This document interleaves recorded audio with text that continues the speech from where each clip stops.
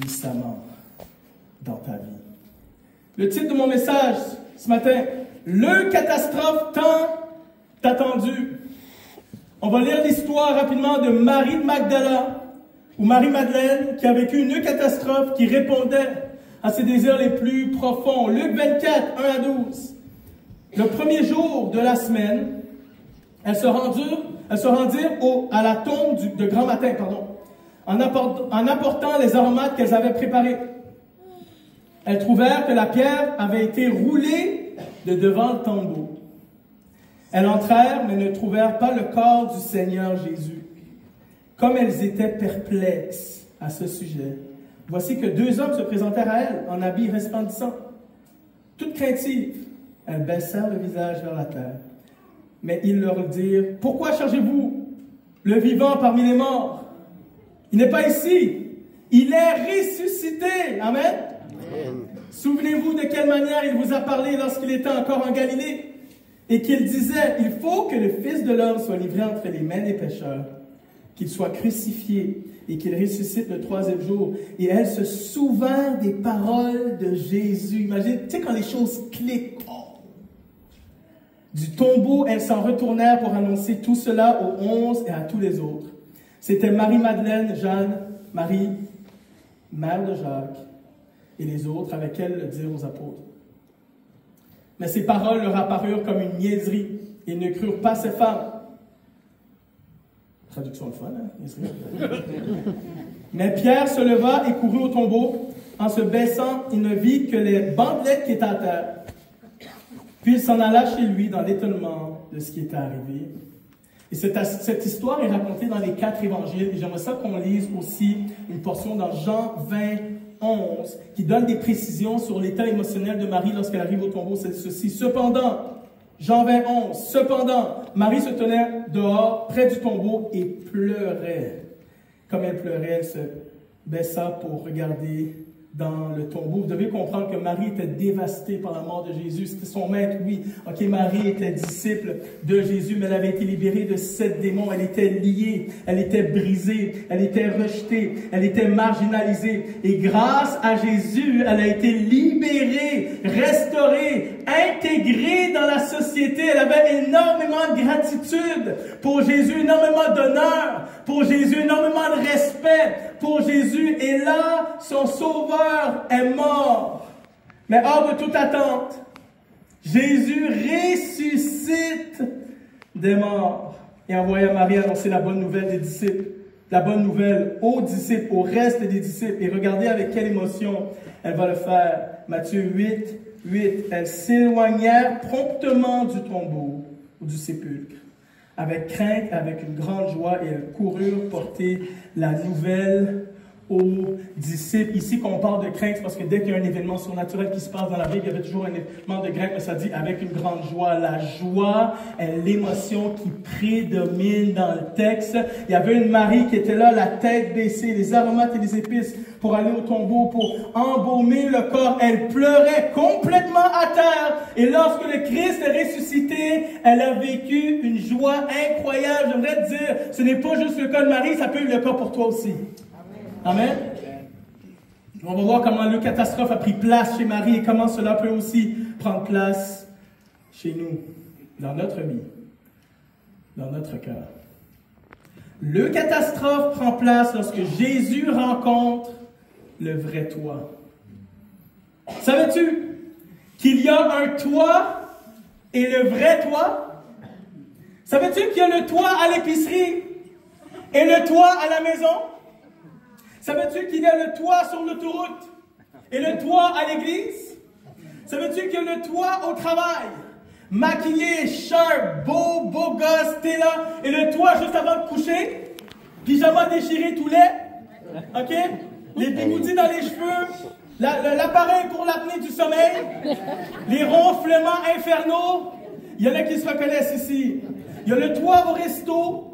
Avec les bonnes manières, t'es bon, t'es poli, ça va, merci madame, et le toit à la maison, le pantalon déboutonné et les rôles successifs. Je parle du vrai toi. Il y en a, tu me regardes au plafond, comme je ne vois pas de quoi tu parles. Oui, de toi. Le vrai toi. Je ne parle pas ici d'hypocrisie, je parle de toi à l'état pur. De toi sans photo éditée. De toi sans censure. De toi sans filtre. De toi sans maquillage. Il y en a qui sont comme « Ouch! Quand t'es venu au maquillage, ça fait mal. » Vous savez, aujourd'hui, on a peur d'être vraiment nous-mêmes, mais Jésus est à la recherche du vrai toi. Rares sont les endroits où on se sent sécure d'être nous-mêmes. Il y en a, ils ne sont pas eux-mêmes à l'extérieur de la maison, il y en a, ils ne sont pas eux-mêmes à l'intérieur de la maison. J'ai déjà rencontré des couples individuellement et je parle à la femme, elle me dit des choses. Tu parles à ton mari, est-ce qu'il non, il n'est pas au courant. Je parle à l'homme, vice-versa. Ils ne se connaissent pas. Pas capables d'être nous-mêmes. Ça me rappelle une histoire. Lorsque j'étais au secondaire, où est-ce que mon apparence était un idole, ok? C'est correct de se soigner, mais c'est un problème quand ça devient un idole, ok? Moi, je sortais pas de chez moi tant aussi longtemps que, je me rappelle, mon ami, une fois, il est venu frapper à ma porte à l'improviste, puis ma porte était comme ça. J'étais pas prêt, tu comprends? J'étais pas prêt, il fallait que mon apparence soit soignée. Mais à un moment donné, ma mère qui me demande d'aller chercher du lait au dépanneur, je me suis dit, tu sais quoi, je vais juste y aller, c'est à côté, je vais faire ça vite. J'avais une camisole blanche trop petite pour moi, sale, un short rouge qui était tellement serré, on aurait dit un boxeur, des claquettes. Et là, je cours, je vais au dépanneur comme ça, et je croise deux filles de mon école secondaire. J'ai fait un mouvement de panique. J'ai fait ça comme ça, en pensant que j'allais disparaître. Je sais pas, je me suis retourné. Tu sais, quand tu as peur, tu fais des affaires bizarres. Et là, je croise dans les yeux, et là, ils sont là, parce que c'était les filles. Tu sais, tout le monde a des filles. Et là, ils me voient, et là, l'humiliation totale encore aujourd'hui. Je suis en thérapie pour processer le pardon envers ma mère. Tu vas pas faire une commande dans l'auto, quelque chose? Et là, j'étais l'idole, c'était l'idole, l'apparence. Pour moi, dur pour moi d'être moi-même. Ça crée une peur. Puis ça a pris des années pour moi, juste, OK, c'est correct d'être moi-même. Aujourd'hui, c'est dur à processer. Il y a une pression qui existe dans notre société d'être quelqu'un d'autre. Et cela prend différentes formes. Et voici la forme que cela prend lorsque tu vis une situation difficile. Tu essaies de faire semblant que tout va bien parce que tu as peur d'être jugé. Peur d'avoir l'air faible. Peur d'avoir l'air paresseux. Peur qu'on dise de toi que tu es une drama queen. Peur d'être vu comme un boulet. Peur de créer trop d'attention envers les autres. On finit par créer une carapace et on devient comme une poupée russe. Il y en a, vous connaissez le concept de la poupée russe?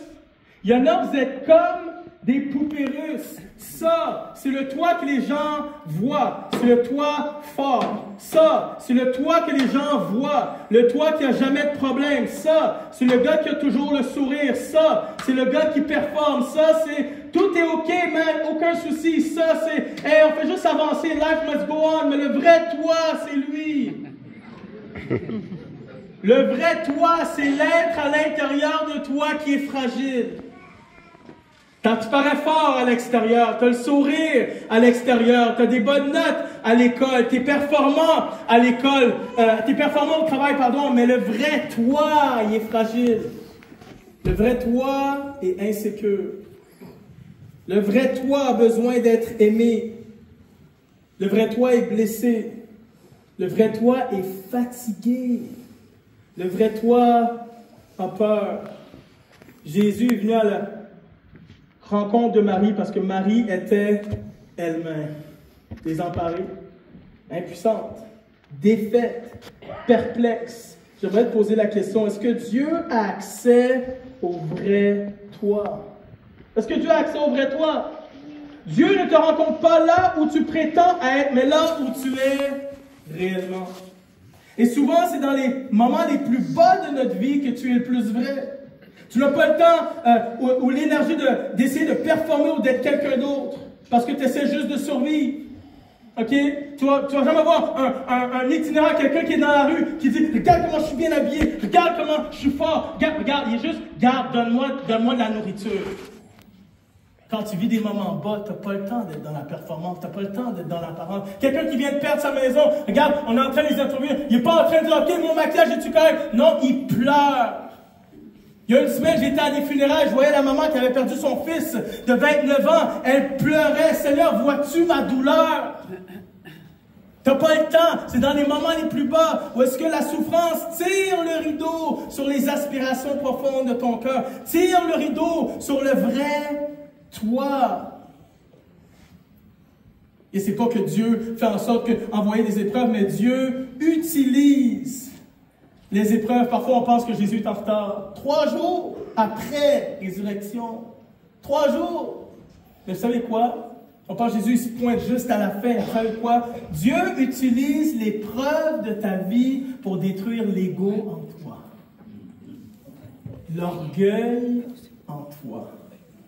Parce que comme je veux pas l'apparence, je veux pas rencontrer le faux toi, je veux pas rencontrer ce que les gens sur les réseaux sociaux, dans ton travail, dans ta famille, non, je veux voir la personne, l'enfant à l'intérieur de toi qui est fragile. C'est lui que je veux rencontrer, c'est lui que je veux restaurer, c'est lui que je veux libérer, c'est lui que je veux rassurer, c'est lui, c'est là, c'est dans le vrai toi qu'il y a la délivrance, c'est dans le vrai toi qu'il y a la libération, c'est dans le vrai toi qu'il y a le miracle, c'est dans le vrai toi qu'il y a le changement. C'est dans le vrai toi qu'il y a le catastrophe. Est-ce que tu es vraiment toi? Seigneur, aide-nous à être vraiment nous-mêmes.